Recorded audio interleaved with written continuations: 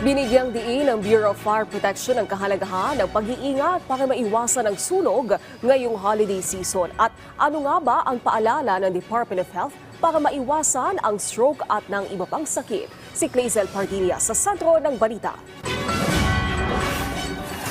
Warm lights, cheerful hearts, and festive spirit.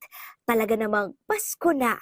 Pero habang ine-enjoy ang holiday vibes, paalala ng Bureau of Fire Protection sa publiko maging mapagmatyag para makaiwas sa sunog. Gumamit ng mga electric decorations na aprobado ng DTI.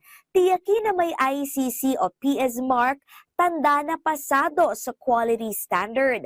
Patayin ang pailaw kapag matutulog o aalis para hindi mag-overheat at maging sanhi ng sunog. Iwasan ang sobra-sobrang pagsasaksak ng mga gadget at extension cord para hindi mag-overload na posibleng pagmula ng apoy. Sa oras ng pangangailangan, agad tumawag sa 911 o sa pinakamalapit na istasyon ng bumbero. Tiniyak naman ng Health Department na handa ang mga emergency room ng mga DOH hospital para rumisponde.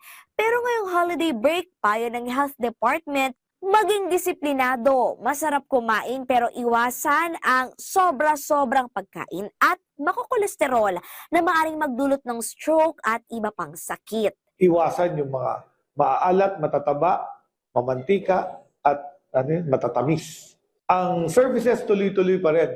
Ang dialysis patient kasi, Pasko man o hindi, yung frequency ng dialysis nila must continue. Masusi ring binabantayan ng DOH ang kaso ng depresyon ngayong holiday season. They're lonely, their families are elsewhere, yung tatay niya nagtatrabaho abroad, at malungkot sila sa Pasko. Ang ating National Center for Mental Health, merong online crisis line, 1553. Kaliwat kanan man ang kasiyahan ngayong holiday, dapat prioridad pa rin natin ang kaligtasan at kalusugan.